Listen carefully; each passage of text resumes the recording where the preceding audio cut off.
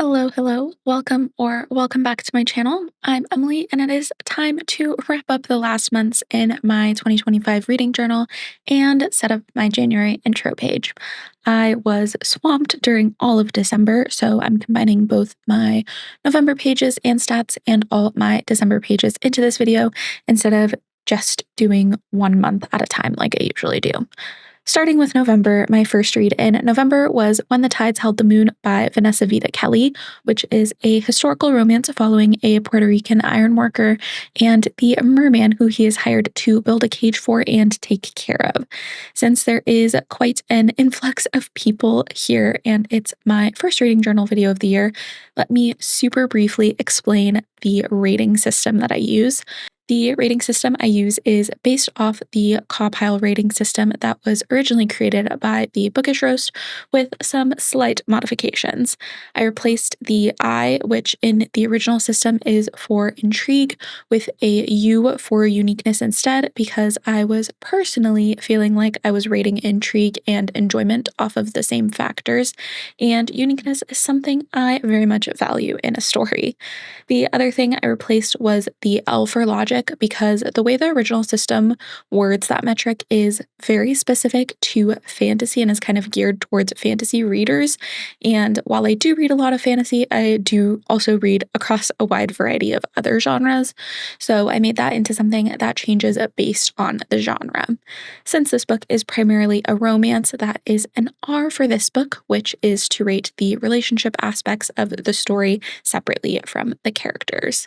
I also double the value I give for enjoyment and divide the entire total by 8 instead of 7 at the end to get the average, which ends up being my star rating, just to give a little more weight to the enjoyment metric, since it's what I consider to be the most important metric in my opinion. Okay, with that out of the way, onto the actual page decoration. I decided to use some paper that has some gears and pipes and such on it to play into the iron working aspects of the main character's background. I also used this blue map as my kind of other large statement piece, as a large aspect of the merman's personality is him wanting to and reminiscing on traveling the oceans with his family.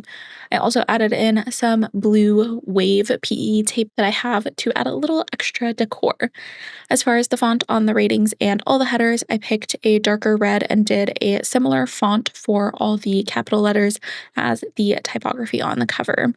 I ended up giving this book 3.5 stars. I loved the atmosphere and I really liked the way the relationship developed overall, but I think the pacing overall was a bit weird in this book, and the way that the pacing was done weakened both the main character and the relationship a bit, in my opinion, but I still quite enjoyed the book overall, and I'm excited to see what else this author does in the future. For every book I read and put into my reading journal, I do also try to pick a quote from each book to write down in my reading journal, and the quote I chose for this book was, "I dropped my English because Spanish has so many words for declaring love, and I needed to use them all before it was too late. And though his tears were invisible in water, we both wept to the sound of promises whispered like prayers through the glass, about a future where time couldn't chase us, where my heart would beat for him as long as he wanted it, until the oceans boiled and rivers dried." The next book I ended up finishing in November was White Tears, Brown Scars by Ruby Hamad, which is a nonfiction book. For all my nonfiction books this year, I have been using this book scrap paper that I have, along with other book-themed stationery, so I kept that theme for this book as well. Specifically, I used a couple of book washi tapes and a sticker that has a letter and quill on it. For the font, I kept it really simple and just did my usual print handwriting in an orange color that matched the cover. For my rating system, the genre-specific metric for nonfiction is logic and informativeness. The nonfiction breakdown is also a little different in what all of the letters stand for, but besides the uniqueness instead of intrigue, it is the same as the original CAWPILE system. I ended up giving this book 4.5 stars. I thought it was a great perspective on the topic and found it very informative. My only super minor critiques were that some of the essays weren't organized in the best way and kind of ping-ponged back and forth between topics. And that was a little distracting, but that was only for maybe one or two of the essays. And then my other minor thing that took the rating down a little bit was, since this book isn't the first book I've read on this topic, the personal impact to me wasn't as high as some of the other books I've read, which is one of the items in the rating system. So my average just ended up being around 4.5 instead of 5. The quote I picked to write down for this book was, "White women can oscillate between their gender and their race, between being the oppressed and the oppressor. Women of color are never permitted to exist outside of these constraints. We are both women and people of color, and we are always seen and treated as such." Then the last book I ended up reading in November was The Berry Pickers by Amanda Peters, which is a literary fiction book that follows two POVs after a family tragedy occurs. I won't say much more beyond that, even though the main premise of the story is revealed in both the synopsis and the first couple of chapters, just in case anyone wants to go into this book truly not knowing anything. For the stationery, I went through and mostly picked out berry and plant kind of stuff to match the cover and the title, and then I pulled out a couple of stickers that had similar colors to the rest of the stationery I used. For the headers, I used a dark blue color and just did a bouncy kind of lowercase font. I ended up giving this book 5 stars. I really, really loved it and thought it was so well crafted. For my rating system, the genre-specific metric for literary and general fiction is a T for theme exploration, and I thought that the theme exploration was pretty flawlessly done in this one.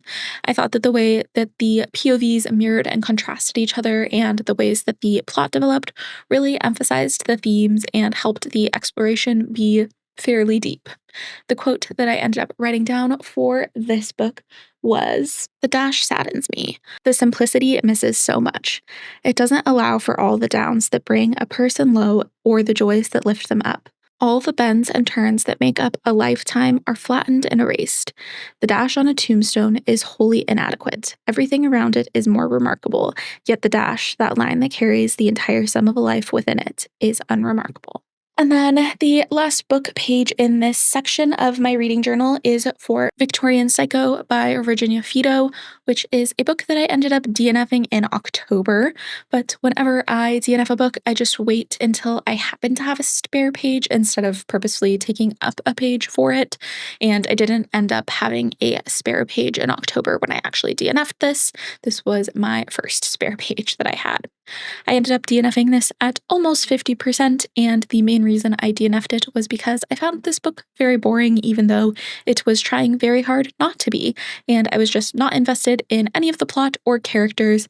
This is also a very particular thing, but the chapter length is so tiny for every chapter in this book that even though this book is less than 200 pages, it has like 30 chapters or something, and the chapter length made me feel like I should have been infinitely further in this book than I actually was, which made this book feel like it was dragging on even more than it already was for me, since I was generally not interested in what was going on.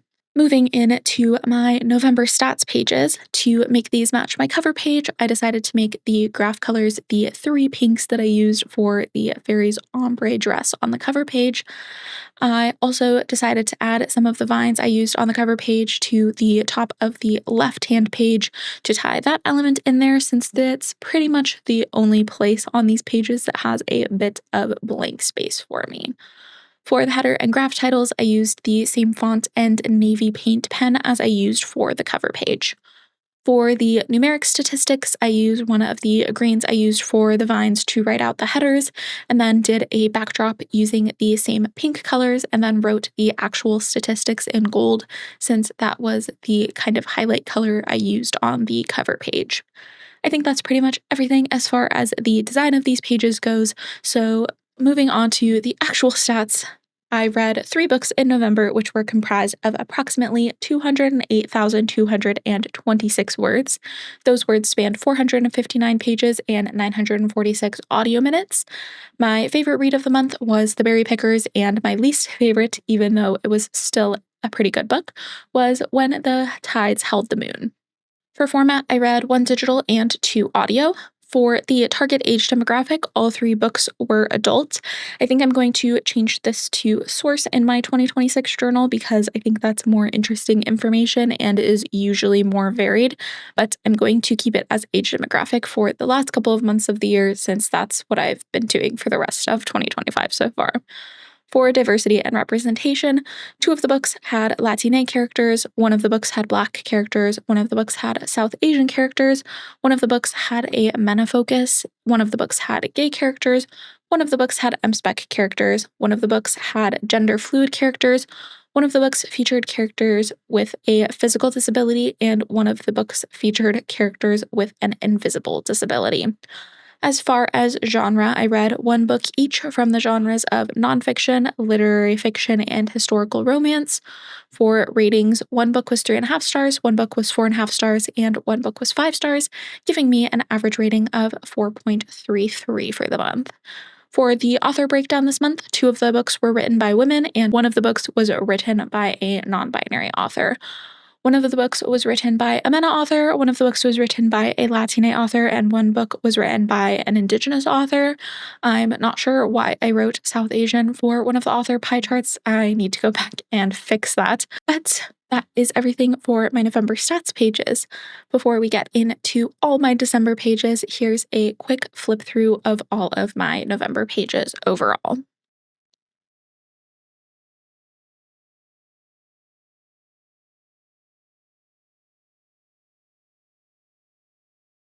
On to my December intro page. I really wanted to keep the page very simple this month since I was a bit late in getting it set up, and also I knew I was going to have a lot of stuff to set up for the end of the year pages in this journal, so I went with this ornament paper star theme inspired by some Pinterest covers that I found.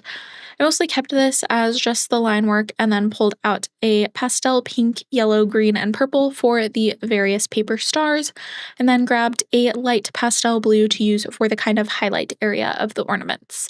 I kept this really super simple and just did the line work for everything that wasn't the stars, except I added a little bit of color with these kind of multiple strand strings looping at the top of the page. I decided to do the month title in just a slightly darker green than the stars, and also did a bit of a drop shadow line type of thing on the downstrokes in the brush lettering. I also added in some general sparkles and dots and stars all around the page so it didn't feel like there was too much white space. On the left-hand side, I kept the same setup as always with having the calendar with 6 different spaces all the way down for tracking my reading throughout the month. For the dates, I ended up coloring each row in with a different color that I used on the cover and then just doing the numbers in black. And since I'm setting this up so late, I'm also just going to dive in while setting this up and coloring in my reading status for the month for each book that I read. And that is my December intro page.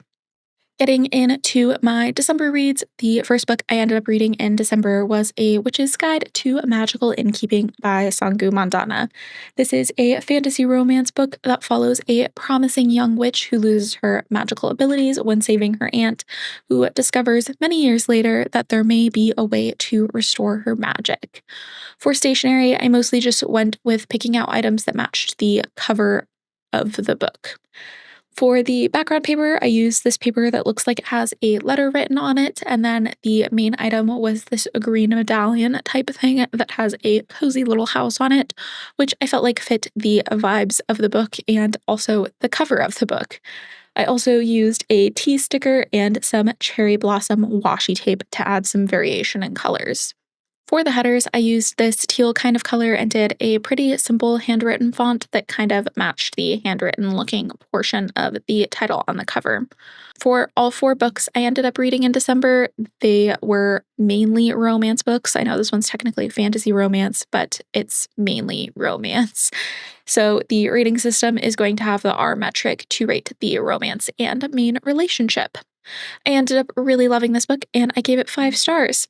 I enjoyed it a bit more than Sangu Mandana's other adult book and just felt like it was more sure of itself and knew what it wanted to be and what it wanted to explore more. I loved the themes being explored and loved the relationship dynamic and development between the two main characters. I also really loved all the side characters and felt like they had a bit more distinction and uniqueness than the side characters in the very secret society of irregular witches. All in all, just a really lovely book. The quote I ended up writing down for this one was, "Theirs was a friendship built on the unspoken, shared understanding that you can love the home you've made with the whole of your heart and still know the land it's built on will never claim you." And then skipping one page in my journal, the other three books I read in December are kind of a weird situation, and I knew I wanted to put them all together on a full 2-page spread instead of taking up one separate page for each book. The other three books I read in December were Revive Me, Part 1, 2, and 3 by J.L. Seekers. These are kind of unique because these are indeed three separate books that were published independently, but they all follow one couple over the course of 10 years and are all three collectively considered the second installment in the New Haven series, which is an interconnected romance series. What I ended up doing for this spread was splitting each page in half. So essentially, the whole spread has just 4 equal sections, and one section was used for each book. And then the bottom right section I'm using just to capture my overall thoughts and info on how I read the books. I knew I didn't have any quotes for these books, so I got rid of that section and ended up kind of just writing my thoughts about all three collectively in that same section. And then each section that was specific to each book was taken up all the way by my rating system, since I also knew that I wanted to rate each of these three books independently because I had very different thoughts on all three of them. I started out keeping the decoration pretty simple and then went back in at the end and added some washi tape and stickers and other things in the blank space below each cover and the set of stars that goes there as well, because I didn't really know what to do with that area at all. And then also I just added some gray and black washi tape in the bottom right area to match the covers in general. For the headers, I did just a pretty standard brush lettering font in gray, again, to match the books. As far as my thoughts on these books, I thought the concept was very interesting, and I've never read anything quite like this that has the romance spread out so much.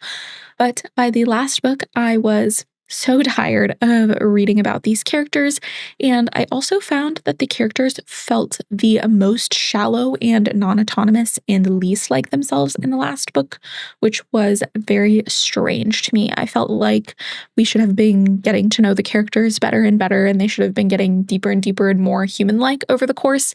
And while I generally felt that was true of the first two books, the last book I felt like they were just so cardboard cutouts of themselves. It was very strange.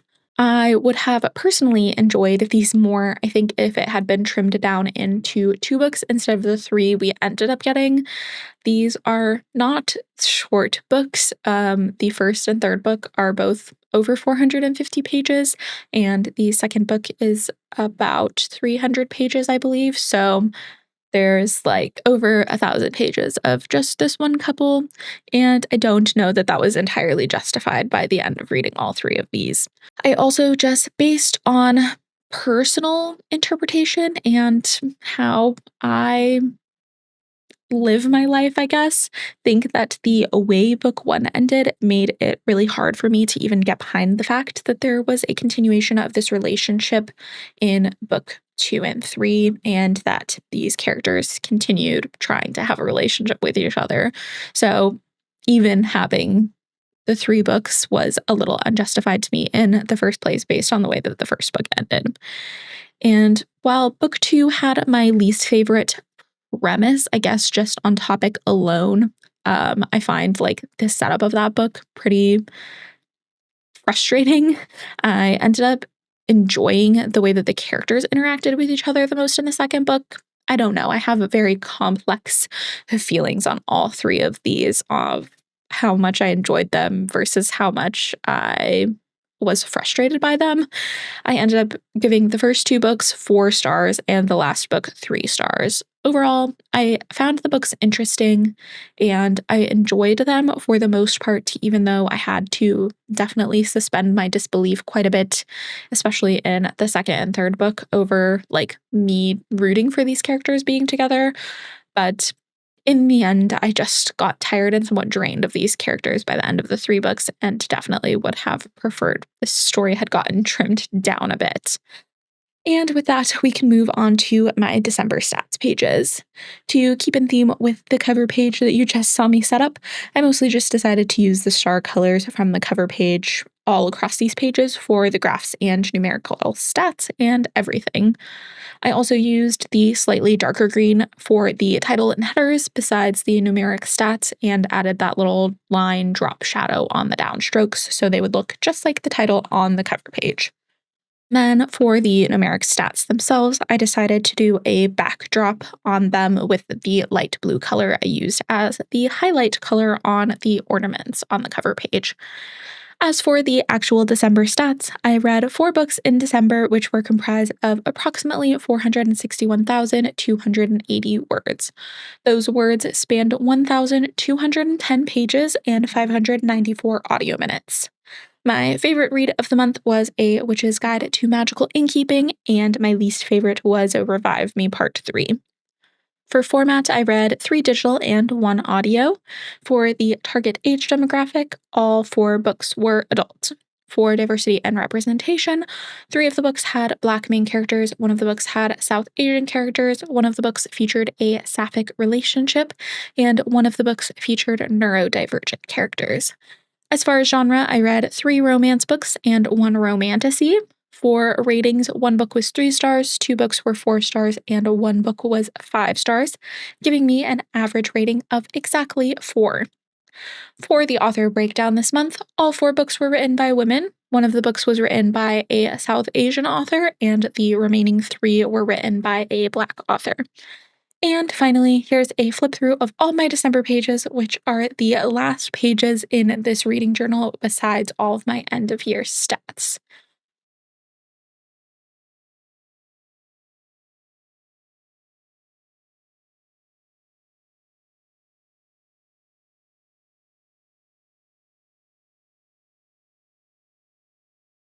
Okay, finally getting into the current month and breaking into my new reading journal, let's set up my January intro pages. So, after I set up my yearly pages, I had a bunch of these ideas that I didn't really get to incorporate.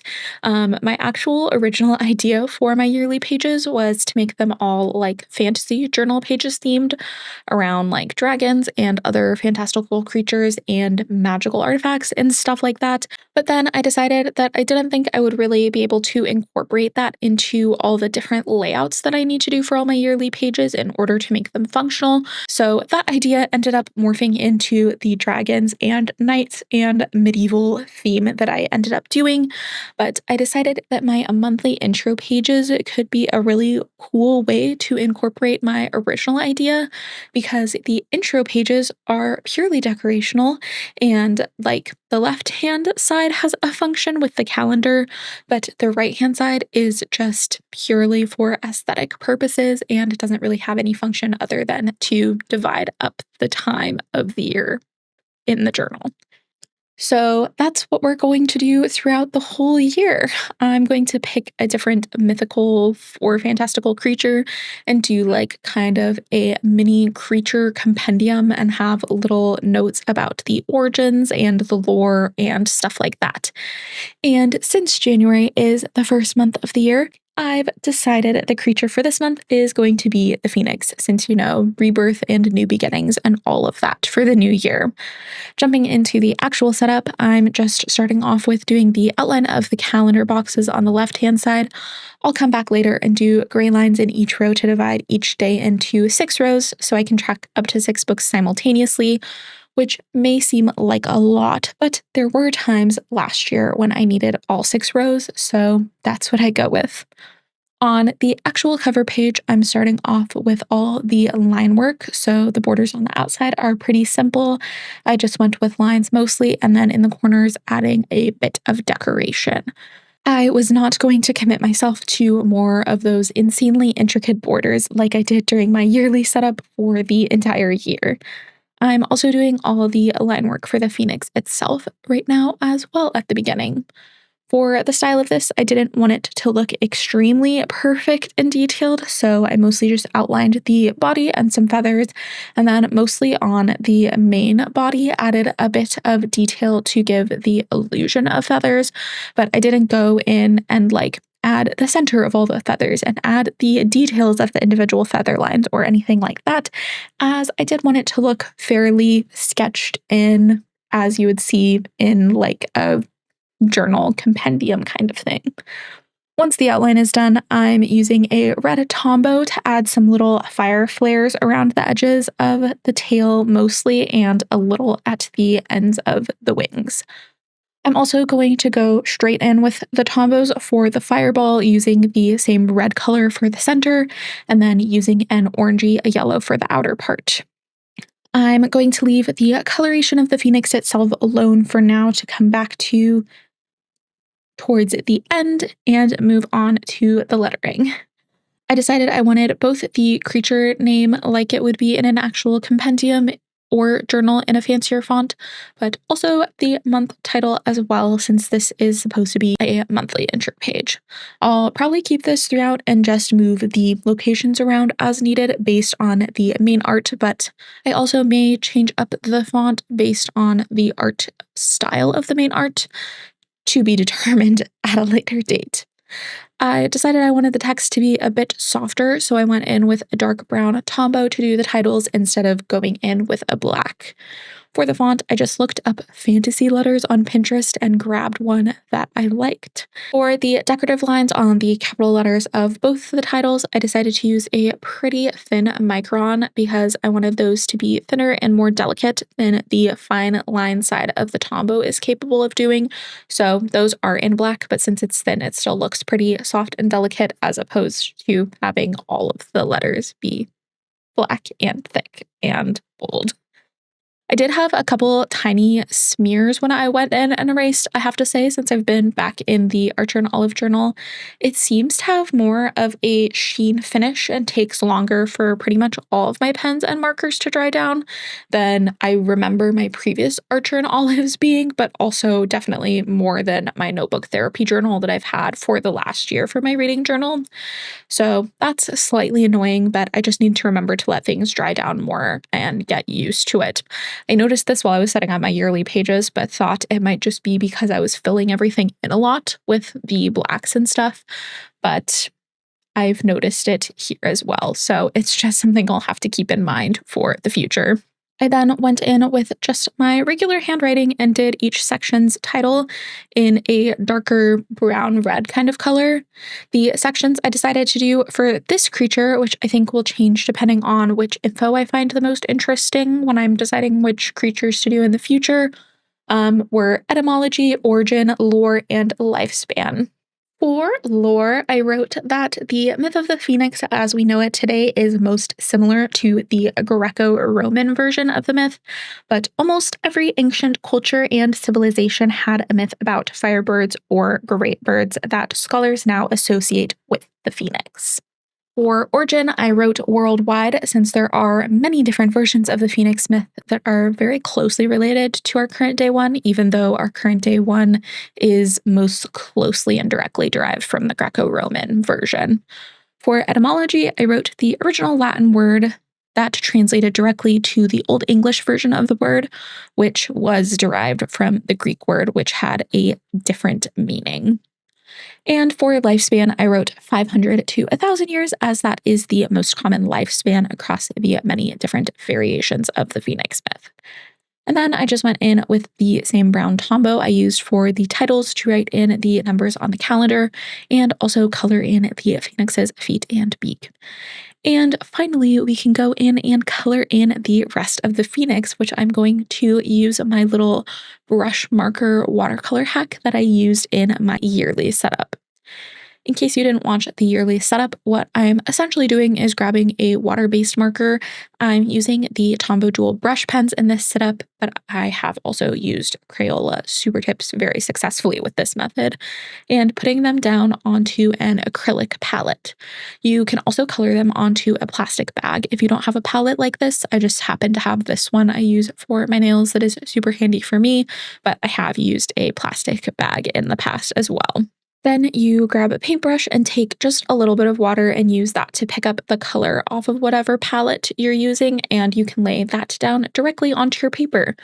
What this ends up doing is making the color more transparent than just laying down the marker directly, but also gets rid of the streaks that you usually get with water-based markers.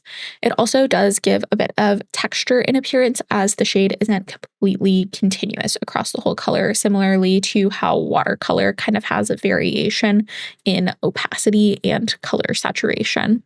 It also makes it a bit easier to blend colors together as well than just going in with the marker straight onto the page. But I also like using this method slightly more than watercolor because you have to use a lot less water for this method, so it doesn't really end up warping the page like watercolor usually does. So I'm using an orange-red color for the majority of the phoenix's body and head, and then using a yellow for the tips of the tail and wing feathers, and also for kind of the upper edges of the wings as well.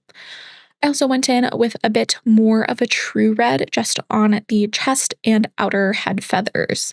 And then the very last thing I need to do is go in and add the gray lines to separate each day into 6 rows on my calendar.